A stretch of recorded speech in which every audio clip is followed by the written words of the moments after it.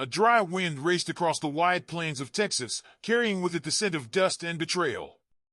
Months of silence had turned the once vibrant ranch into a quiet battlefield, but no one expected the war that was about to begin. Miles away, a soldier named Marcus Reed should have been celebrating the final days of his overseas deployment, counting the hours until he could wrap his arms around the land he loved more than anything except his uniform.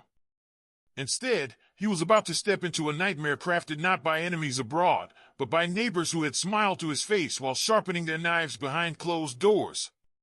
While Marcus fought for freedom on foreign soil, a homeowners association, an HOA that promised community unity and progress, moved in the shadows. They saw his absence as opportunity, their paperwork as weapons, and his skin color as justification. They whispered about unpaid dues he had never owed, cited obscure bylaws written decades earlier, and filed quiet motions in local courts that no one thought to question. One by one, signatures piled up, seals were stamped, and the land that had been in his family for generations slipped into their hands without a single warning. By the time Marcus's boots touched American soil, strangers were already walking his fields, dividing fences, and hammering for sale signs into the red dirt.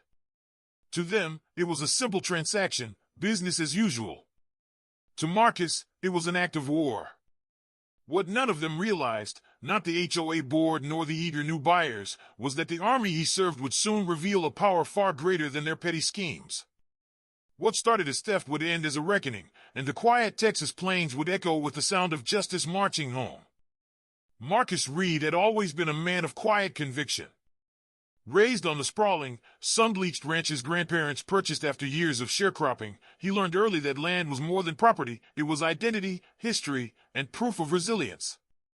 The Reed Ranch stretched over 200 acres of rolling pasture, dotted with ancient oak trees whose roots were as deep as the family legacy itself.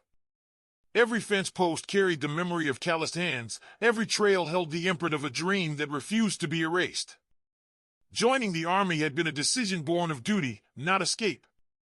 Marcus believed that service to the country that once denied his ancestors basic rights was a statement of faith and progress. He trained hard, deployed twice, and earned a reputation for discipline and courage. When he left for his third tour, he left the ranch in the care of a trusted neighbor and the comfort of a well-managed mortgage. There were no debts, no disputes, no reason to fear. But the small Texas town where the Reed Ranch lay carried an undercurrent of resentment that Marcus had long sensed but never named. New developments had sprung up over the years, bringing in families eager for country living but impatient with old traditions. A homeowners association formed to preserve property values and ensure community standards, a phrase that often served as a polite veil for exclusion. Marcus, with his dark skin and deep roots, stood out like a stubborn tree in a field of manicured lawns. The HOA board watched his deployments with quiet calculation. They saw a man frequently away, a property that did not always match their vision of tidy fences and ornamental mailboxes, and a legacy they believed they could rewrite. Letters began to arrive at the ranch mailbox, first suggestions, then warnings. They claimed minor infractions, untrimmed hedges, an old barn needing paint, livestock straying near a new development's border. The neighbor who collected Marcus's mail set them aside, believing them irrelevant. After all, the ranch predated the HOA itself. But the board pressed harder, poring over county records until they found an obscure clause from decades earlier that tied the land to a defunct subdivision agreement. It was enough for them to claim jurisdiction. While Marcus served overseas, the board convened meetings filled with half-truths and carefully chosen phrases. They voted in his absence, fined him for noncompliance, and, when no payment came, filed liens. A local court, swayed by paperwork and indifferent to context, authorized a sale. By the time the gavel fell, the Reed Ranch was listed as delinquent property ripe for auction. The community framed it as routine business.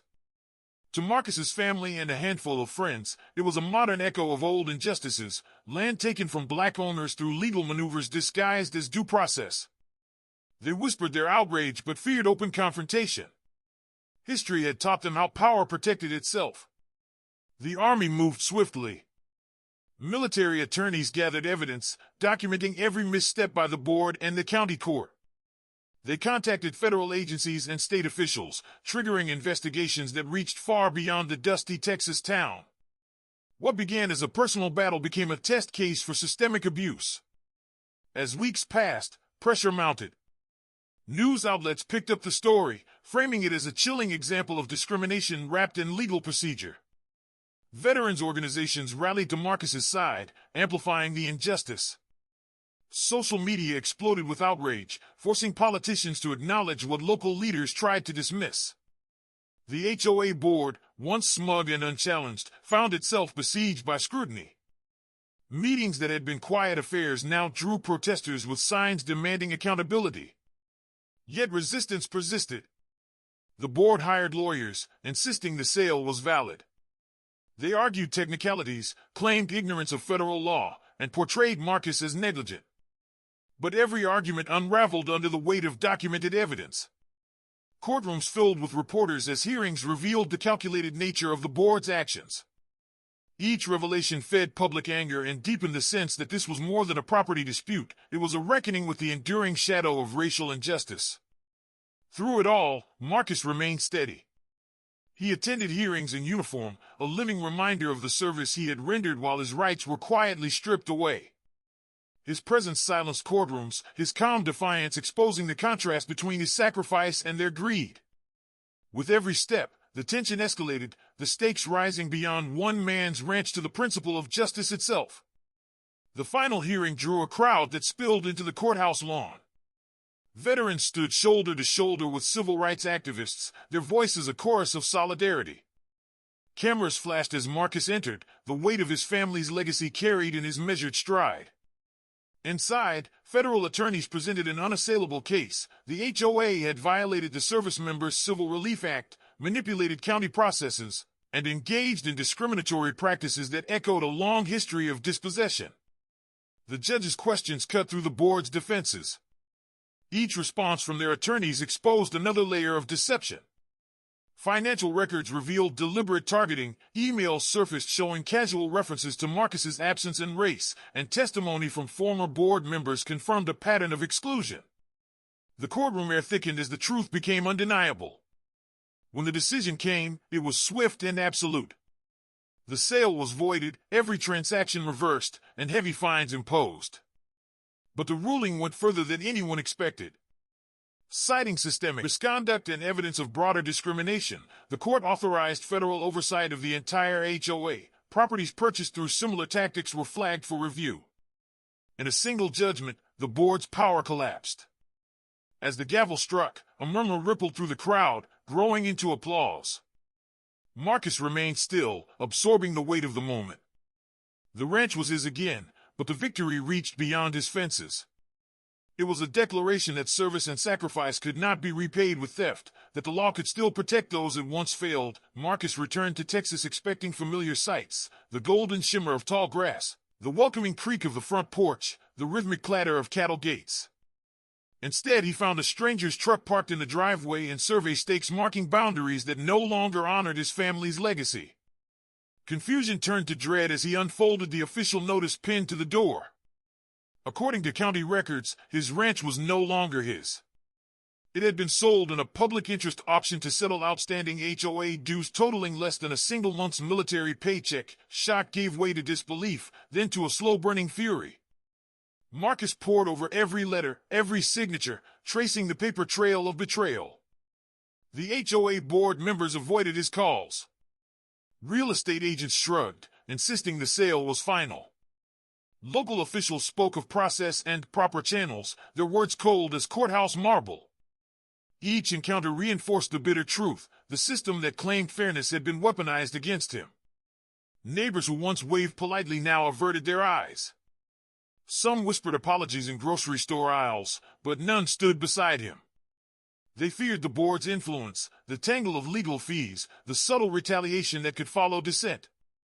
Marcus felt the weight of generations pressing on his shoulders, the memory of families who lost land to rigged contracts and predatory laws. He refused to become another silent statistic. He turned to the army, not as a soldier seeking special treatment, but as a man invoking the rights guaranteed to those who serve. Military legal services reviewed his case and immediately recognized a breach of federal protections. Under the Servicemembers Civil Relief Act, properties owned by deployed service members could not be foreclosed or sold without strict court oversight. The HOA had bypassed those safeguards, gambling that Marcus would be too far, too busy, or too powerless to fight back. The Army, in coordination with federal authorities, took an unprecedented step. They pursued civil penalties and criminal charges where possible, ensuring that the board members responsible would face consequences.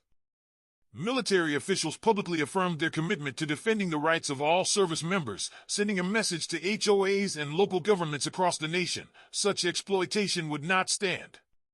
Marcus returned to the ranch under a sky streaked with the colors of dusk. The land welcomed him back with quiet grace, the oak trees standing as sentinels of endurance. Fences were repaired, fields cleared, and the house restored to its former warmth. Yet the experience left a mark deeper than any scar of war. He understood now that battles for freedom were not confined to distant deserts or foreign cities. They lived in courtrooms, neighborhoods, and the fragile agreements of community. News of his victory spread far beyond Texas.